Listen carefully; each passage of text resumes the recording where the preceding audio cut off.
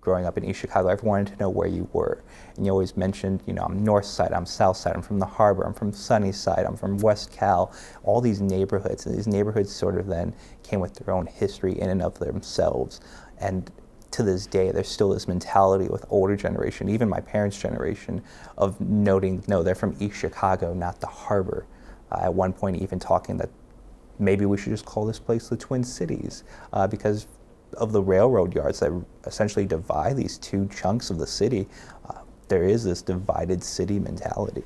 This all really began, I was an undergraduate at Wabash College in Crawfordsville, Indiana, and I initially went to college with the mindset that I'd be a high school teacher.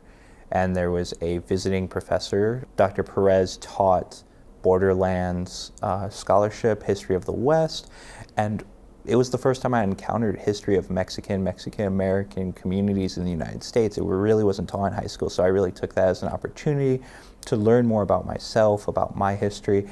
And Dr. Perez really encouraged me to try out graduate school, dip my toes in the water, and I applied for a graduate program, master's program at Purdue University Northwest.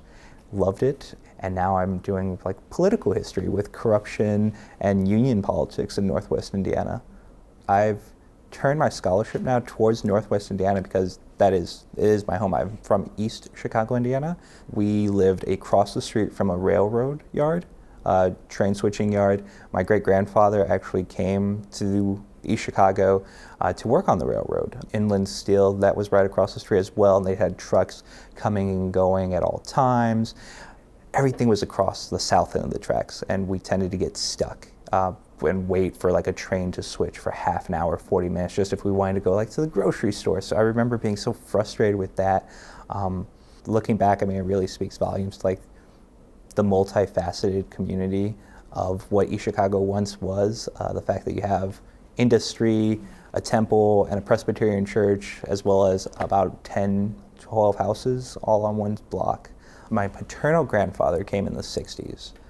He left Mexico from a border town, Nueva Rosita, to come to East Chicago to work at Inland Steel. And he told us growing up how he had to sleep in his pickup truck for 7-8 days till they finally hired him. And then he was pretty much couch surfing, serving as a small border tenant in some friends' houses as he saved up money to purchase a house to then bring up my grandmother, uncle, and aunt who were already born and in Mexico waiting. My mother is Irish and Italian, adopted by a German and Polish couple, and I lived primarily with them, my grandparents and my mother, and that was absolutely fascinating, as is. My grandmother was heavily involved in the Methodist Church. I think because of that, even I experienced a lot more of the older generational and their comments and their stories of what everything used to be like. And then with my father's side, I saw them very regularly, normally weekends, holidays, and my grandfather loved telling stories. I'm not a native Spanish speaker. Anything I've spoken has had to be picked up over the years. So when I was with my father's side of the family, that became, I think, a barrier to understanding my family's history, my family's stories, and that's definitely created this boundary that I've had to transgress. It was probably more of a problem in school because I became, one of those Mexicans who didn't speak Spanish growing up. And this is at a time where East Chicago is becoming heavily a 50-50 split between Latina communities and African American community.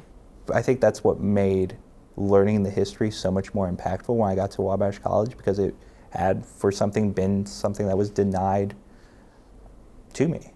I've joked with my advisor that my dissertation project is me coming home, literally.